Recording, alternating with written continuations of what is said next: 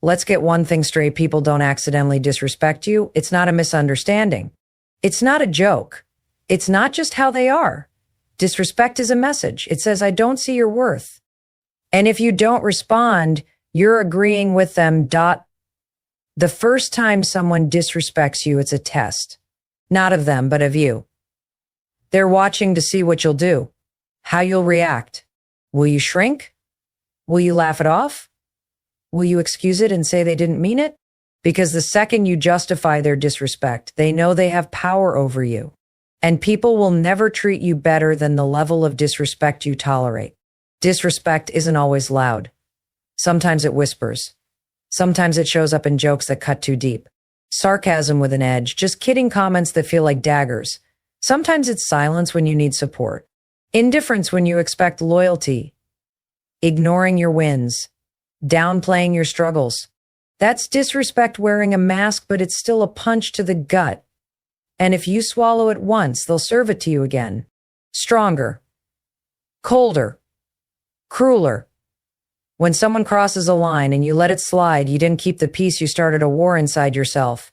You taught them that your boundaries are flexible. That your voice is optional. That your worth is negotiable.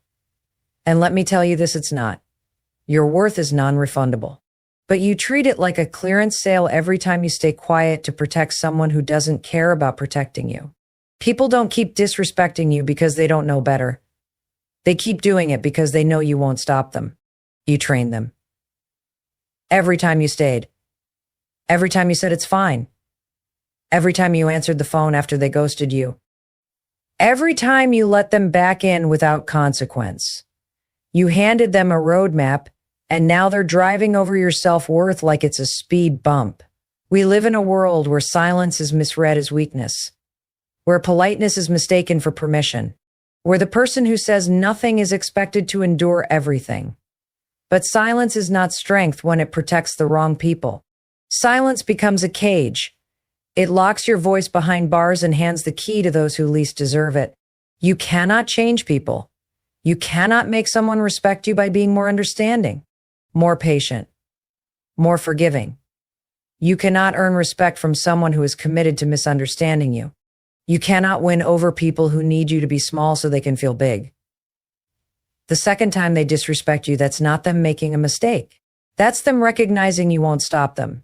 That's them betting on your fear, betting on your need for approval, betting on your low standards. And when you don't correct it, when you don't respond, when you don't walk, you're not being kind. You're being complicit.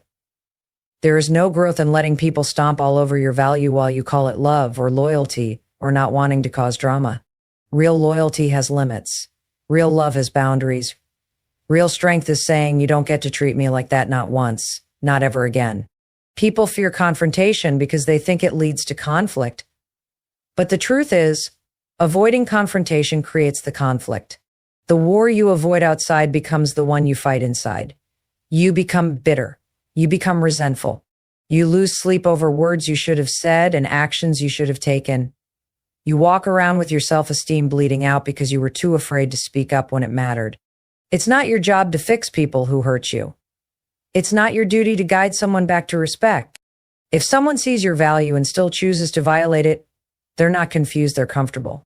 Comfortable with you putting them first. Comfortable with you letting things slide. Comfortable with you breaking yourself just to keep the peace. And here's the truth. The second time they disrespect you, it's not on them anymore. It's on you. That's your decision. That's your line in the sand that never got drawn.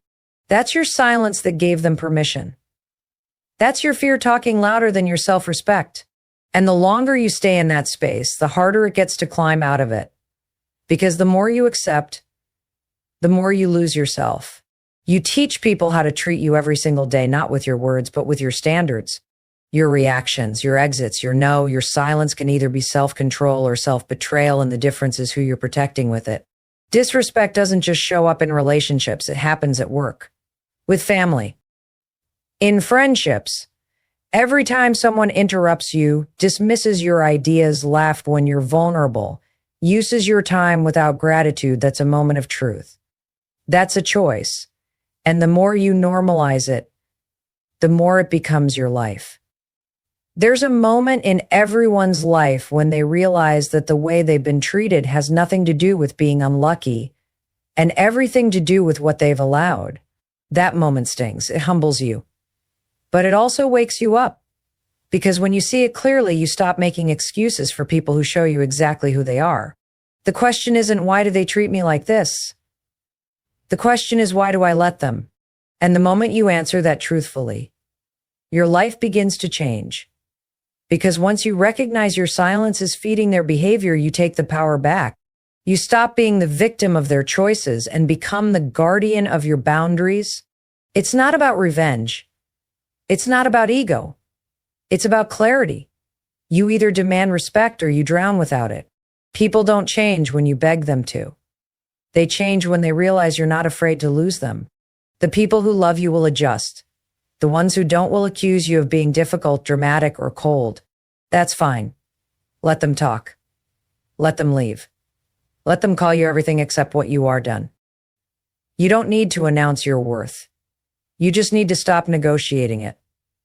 The second time they cross the line, you don't redraw it. You remove it. You remove access. You remove energy.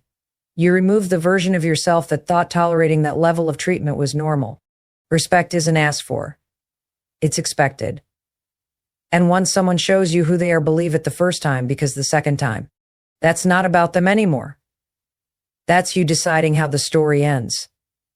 The moment you start expecting respect from others without first giving it to yourself, you've already lost the battle. We think respect is something we can demand from people, but we forget that the first place it starts is with us. When you respect yourself, your life changes. And that respect doesn't need to be announced to anyone. It shows up in your actions, your choices, your energy. It becomes impossible for people to disrespect you when you set the standard for how they can treat you. You can't expect people to honor your boundaries when you don't honor them yourself. You can't expect people to see your worth when you don't see it yourself. The way you value yourself is how the world will value you. The people who show up in your life, whether they are family, friends, colleagues, or strangers, can only treat you as well as you treat yourself. If you're constantly putting others' needs before your own, bending over backwards to please people who don't even appreciate it, you're telling the universe that your needs don't matter. And when that happens, the disrespect from others is just a reflection of how little respect you're showing yourself. You might think being kind to others, constantly putting them first, is a way to gain respect, but here's the truth. Respect is earned through boundaries, not by being a doormat. If you're letting people walk all over you because you don't want to rock the boat or create conflict, you're teaching them that disrespect is acceptable. You can't fix a situation by ignoring it, and you certainly can't fix a relationship by tolerating behavior that makes you uncomfortable. The longer you stay silent, the more that silence becomes your weakness. The more you accept their treatment, the more they will disrespect you. Respect doesn't require an apology. It doesn't need to be begged for or bartered. You don't need to convince someone that you're worthy of their time, their energy, or their kindness. You simply need to be worthy of it by respecting yourself first. And the moment you begin to respect yourself, you stop tolerating the crap others throw your way. You stop making excuses for people who treat you poorly. You stop allowing others to deplete you emotionally, physically, or mentally because you've learned that the only energy you're responsible for is your own. When you start respecting yourself, everything changes. You don't wait for validation. You don't seek approval. You don't need to apologize for taking up space, for saying no, for walking away from situations that no longer serve you. You stop seeking the approval of people who don't matter, and you stop wasting your energy on people who make you feel small. You realize that your time, your peace, and your happiness are yours to protect. And if someone doesn't respect that, they don't deserve to be in your life. There's a fine line between being considerate of others and being so self-sacrificing that you lose yourself. If you're the person who always says yes even when you want to say no, if you're the one who goes out of their way to make others comfortable while you're drowning in your own discomfort, you've crossed that line. You've put others' needs above your own, and in doing so, you've told them that your boundaries are flexible, that your needs can wait. And here's the thing, they won't ever put you first if you don't. When you respect yourself, you stop being afraid of conflict. You stop fearing the what ifs. What if they get mad? What if they don't understand? What if they leave? You realize that the people who truly care about you will respect your boundaries. They will appreciate your honesty. They will value your presence because you've learned how to value yourself. The people who will disrespect you the most are the ones who thrive on your self-doubt. They want you to feel guilty for choosing yourself, for saying no, for standing up for what you need. But here's the reality: you are not obligated to meet the needs of everyone else at the cost of your own well-being. That's not love. That's not respect. That's self-neglect. The moment you stop being afraid of losing people who don't respect you is the moment you start winning.